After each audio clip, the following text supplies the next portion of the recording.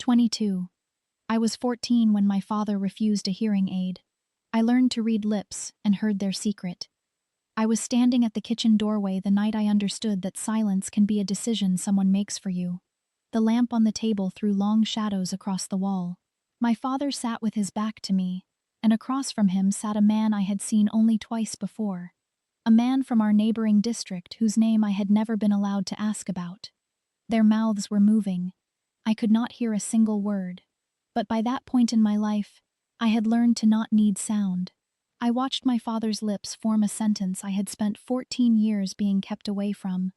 And in the space of about 30 seconds, standing in wool socks on a cold kitchen floor, everything I had been told about my family rearranged itself into a shape I did not recognize. I did not walk into that room. I did not speak. I pressed my back against the hallway wall, and I stayed very still, the way you do when you realize the danger is not in front of you but behind you, and has been there the whole time. To explain what I read on my father's lips that night, I have to go back to the winter I turned 14, to the appointment my father refused to keep, to the silence he chose on my behalf, and to what that silence eventually gave me that he never intended. My name is Sarah. I am 41 years old, and I have not spoken about this to anyone outside my own four walls until now. In the community where I grew up, the body was considered a gift, and its limitations were considered part of God's design. That was not a cruel belief. Most of the people who held it were not cruel people. But there is a distance between a belief and how it is applied, and my father crossed that distance without ever appearing to notice. My hearing had been declining since I was around 11. It happened slowly at first, the way a candle burns down so gradually you don't notice the room getting darker, until you reach for something and realize you can no longer see your own hand. By the time I was 13, I was asking people to repeat themselves several times a day. By the time I was 14, I was missing entire conversations at the supper table. Words would arrive to me muffled and partial, like voices heard through a closed door. My mother knew. She would turn to face me when she spoke, and she positioned herself on my stronger side without being asked. She had a tenderness for the problem that she kept very quiet, the way she kept most of her tenderness, folded up and stored somewhere I was not always allowed to reach. My father knew too. He had watched me struggle through a full church service the previous spring, leaning so far forward that our bishop had paused and looked at me with something between concern and disapproval. After the service, on the ride home, my father said nothing. The fields passed on both sides of the wagon. I watched his jaw. He did not speak. It was my mother who finally raised the subject. I was not in the room, but I was near enough. I was sitting on the top step of the staircase, and their voices were coming through the gap beneath the bedroom door. I could not make out most of it, but I caught my mother's voice rising at one point, the particular pitch she used when she was asking for something she did not expect to receive, and I caught my father's voice, lower and final, the way he spoke when a subject was finished. A week later, my mother told me we would not be seeing the doctor in the next town. She said it simply, without extra words around it. The way you deliver news you did not choose and cannot change. She looked at the bread she was slicing rather than at me. I asked her why. She said my father believed the body healed best when it was not interfered with. She said he believed a device would become a dependency, and a dependency would become a weakness. I was 14. I did not argue. I said yes, ma'am, and I went upstairs and sat on my bed and listened to the muffled world outside my window and felt, for the first time, genuinely afraid of the quiet. What my father did not understand, and what I could not have explained to him, even if I had been allowed to try, was that refusing to treat a condition does not prevent the mind from compensating for it. The mind finds another way. It always does. I began watching mouths, not deliberately, not as a project. At first it was simply survival.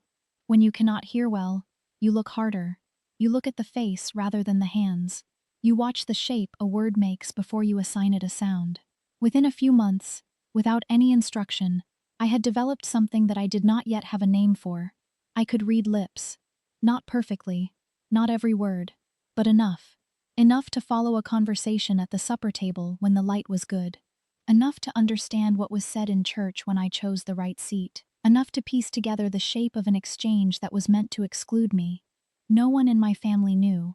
That was not a deliberate choice on my part. Not at first. It simply never occurred to me to announce it. Children in our household did not explain how they managed things. You managed things. You were quiet about it. That was the pattern. But as the months passed, I began to understand that my skill was unusual. I could follow arguments between my parents that were conducted in the next room, when the door was open and the angle was right. I could read what the deacon said to my father after church, even standing 30 feet away. I could understand what my older brother Jonas said to his friend behind the barn, and some of what he said made me look away quickly and pretend I hadn't.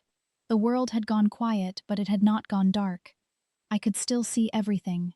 And people, when they believe they are not being understood, become careless about what they say. My father's name was Eli. He was not a man who invited the word gentle, but he was not a man who invited the word cruel either. He existed somewhere in the wide territory between those two things, in the landscape occupied by men who believe that love and control are the same undertaking, and that both are best expressed through silence and decision-making. He was respected in our district. He served on the deacon's council for a period in my early childhood. He knew scripture in a way that impressed people. When he made a pronouncement, people around him, including my mother, would absorb it with a small nod, the kind that means I accept this, not the kind that means I agree. He had one rule about our household that I had grown up inside without ever questioning it. We did not speak about the family before our mother came to our community. My mother had come from another district, 2 settlements east, when she was 19. That was the full story, as I had been given it. She had come from another district. She had married my father. That was where her history began, as far as our household was concerned. I had accepted this the way children accept the walls of a house. Not because the walls are explained, but because they have always been there. It was the man at the kitchen table who changed that. His name was not spoken in my presence. I had seen him at a regional gathering when I was around 12, and again briefly at a funeral in a neighboring community the following year. Both times, my father had moved toward him, and both times, my mother had gone very still, in a way that was different from her ordinary stillness. After the funeral, on the wagon home, I watched her profile for most of the ride. She sat with her hands in her lap, and she looked at the road, and she did not speak. I had stored this away the way I stored most things, in the quiet compartment my mind had built for what I did not yet understand. The night of the kitchen conversation, I was 16. Nearly 2 years had passed since my father refused the hearing appointment. My lip reading had become fluent in ways I still find difficult to fully explain. It was not effort by that point. It was simply how I processed language. Sound, where it reached me, confirmed what I already knew from watching. When it did not reach me, I was not disadvantaged. I came downstairs that night for water. The light beneath the kitchen door told me someone was awake, which was unusual after 9 o'clock. I was quiet on the stairs from habit. When I reached the kitchen door, which was open by several inches, I could see my father's back and the other man's face. I stopped. I do not know exactly why I stopped rather than entering.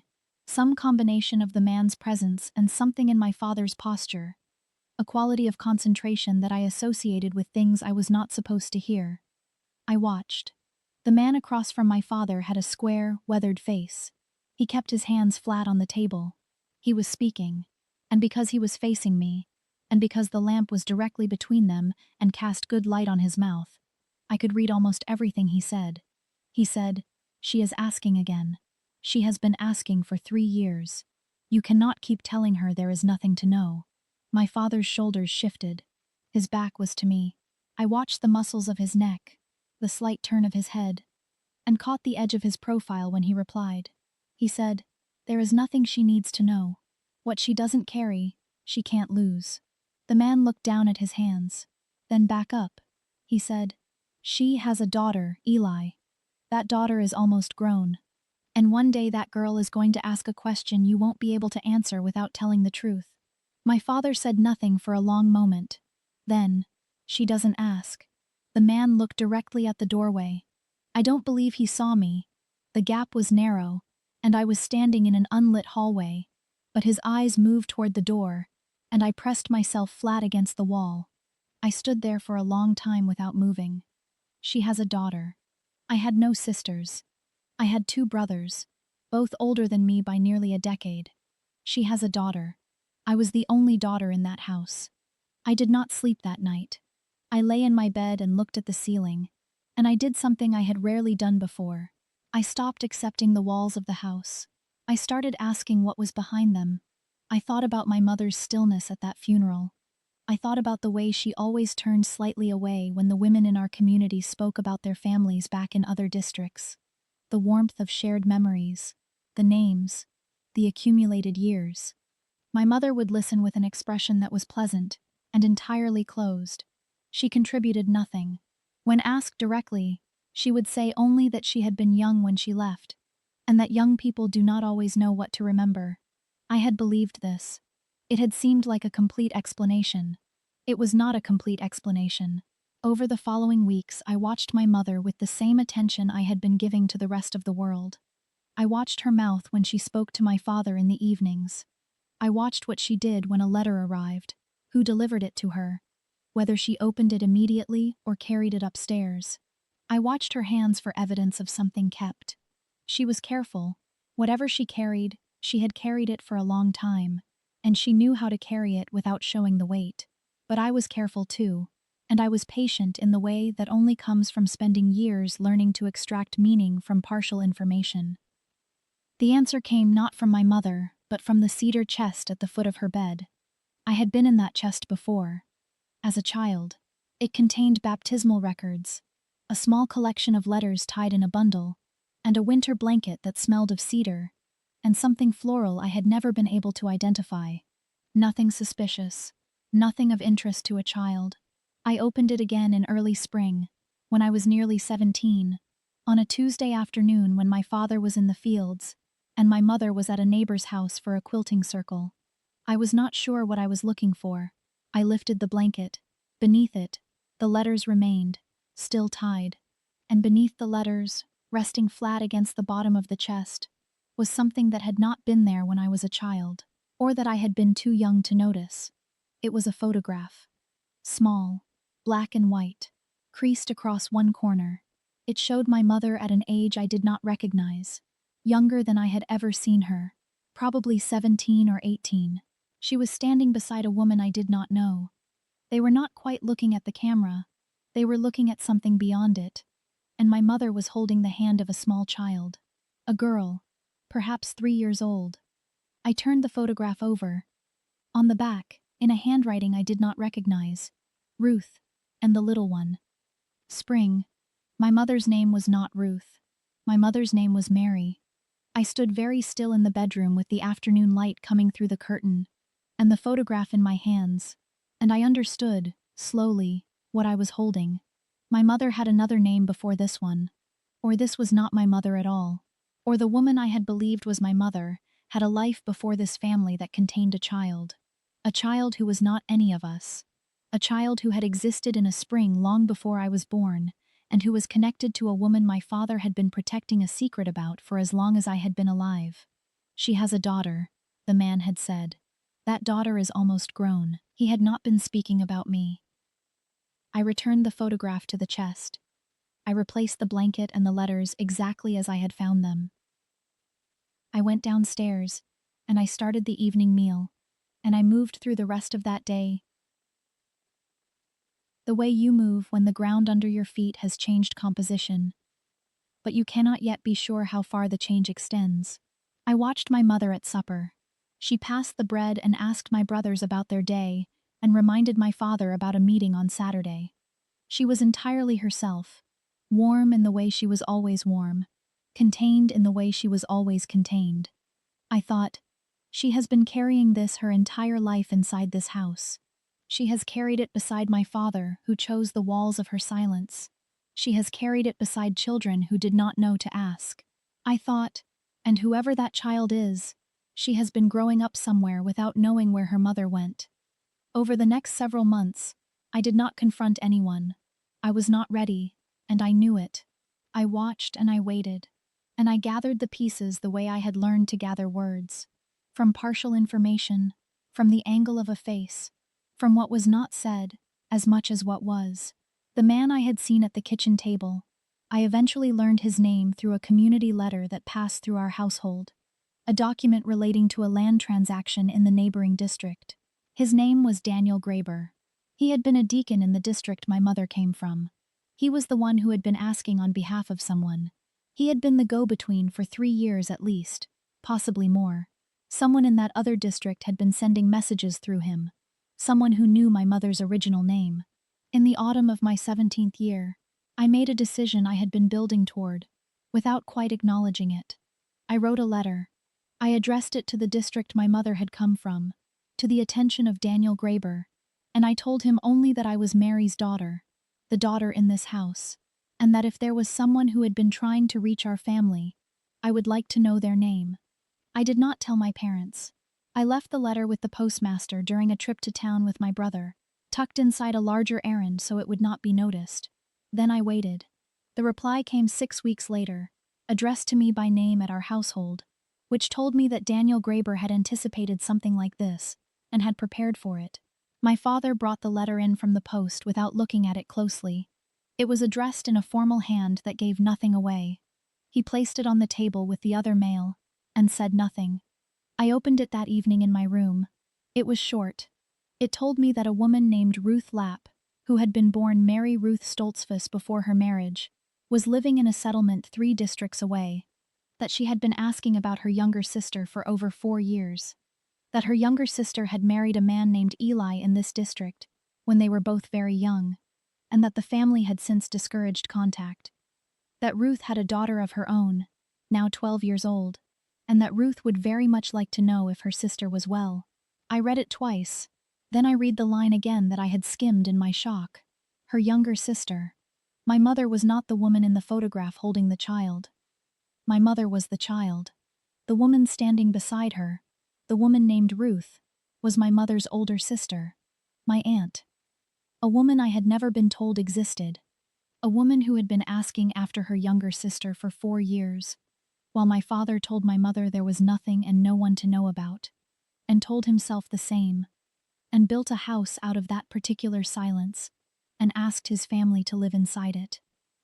I sat with this for 3 days. I did not speak of it. I moved through the household, and I watched my mother, and I thought about what it means to be separated from a sister, from a person who was present in your first memories, who held your hand as a small child in a photograph you were never meant to see, and to be told, for nearly 20 years, that the past was simply not a place worth visiting. I thought about my father. I thought about the version of love he understood, the version where protection looks like erasure, where keeping people safe from pain means deciding on their behalf what information they are strong enough to carry. He believed he was shielding my mother. I believe, even now, that he was not entirely wrong that there had been pain. I believe the separation had been difficult. I believe there were reasons she had left that district as a young woman. Reasons that were complicated, and possibly not all his doing. But he had kept her away from her sister, and he had kept us away from each other.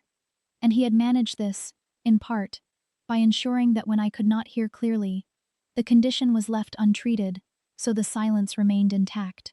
I do not know if he made that calculation consciously. I have spent 20 years deciding whether or not I believe that. What I know is that the silence around my hearing, and the silence around my mother's family, occupied the same house, and were maintained by the same man, for the same reason. He valued the quiet he had built. He valued it more than what lived on the other side of it. I showed my mother the letter on a Thursday morning, when my brothers were both at work, and my father had gone to help a neighbor with a roof repair, and would not return until supper. I placed it on the kitchen table in front of her without speaking. I watched her face as she read it. She did not cry. Not immediately. She read the letter twice, the way I had read it, and her hands remained flat on the table, except for a small trembling in the fingers of her right hand, that she did not appear to notice. Then she looked up at me, and I saw on her face something I had no name for at the time, something that was grief and relief and guilt and love, all occupying the same expression, crowding each other out and coexisting anyway. She said, "How did you get this?" I told her. I told her about the photograph, about the kitchen conversation I had read 2 years earlier, about Daniel Graeber's name on the land document, about the letter I had written and sent without telling anyone. She listened with her hands still on the table. When I finished, she was quiet for a long time. The kettle on the stove began to murmur. Neither of us moved to lift it. Then she said, "Your father did not want me to grieve what I had left behind." I said, "Did you want to grieve it?" She looked at the letter again. She touched the edge of it with one finger. She said, "I wanted to know she was alive." We wrote back together. My mother and I, at that kitchen table, with the rest of the day around us quiet, and the kettle eventually lifted, and the letter composed over 2 hours with careful words. She told her sister she was well. She told her about us, about the farm, about her life. She said it had been too long. She did not say why it had been too long. Some things she was not yet ready to put into words, and I did not push her. When my father came home that evening, my mother told him she had heard from Ruth.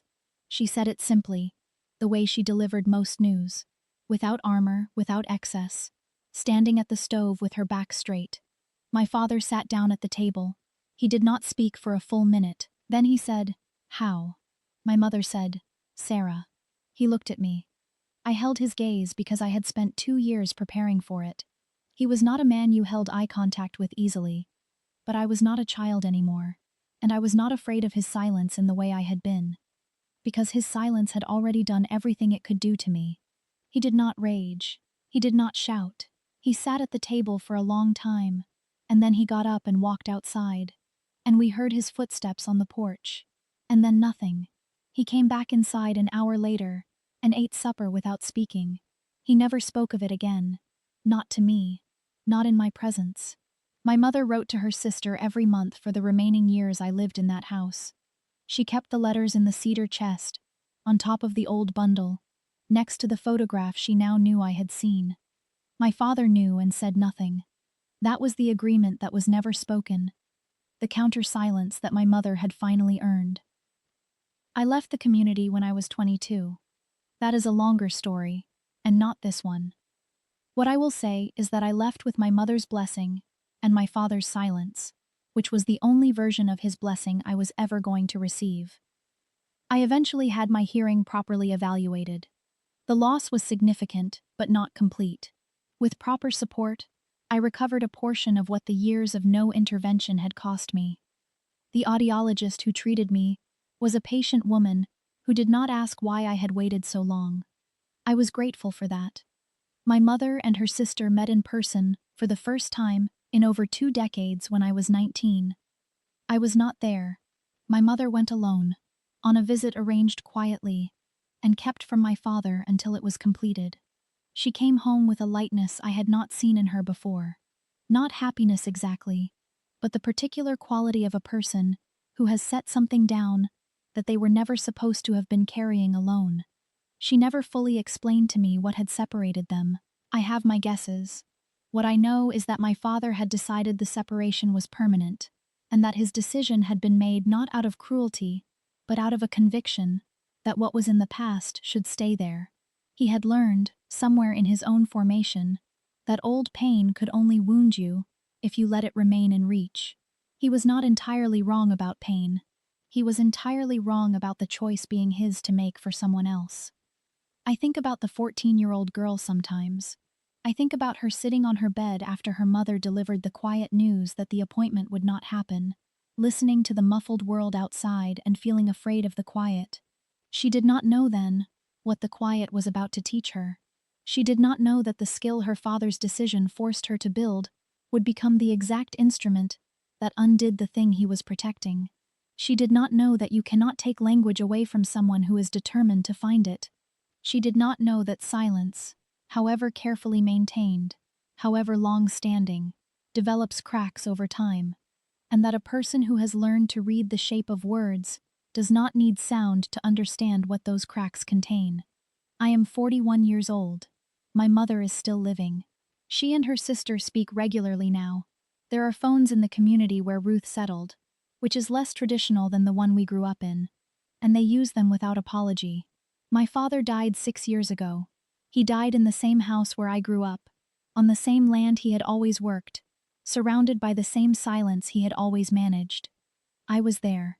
I held his hand at the end, because he was my father. And that is what you do.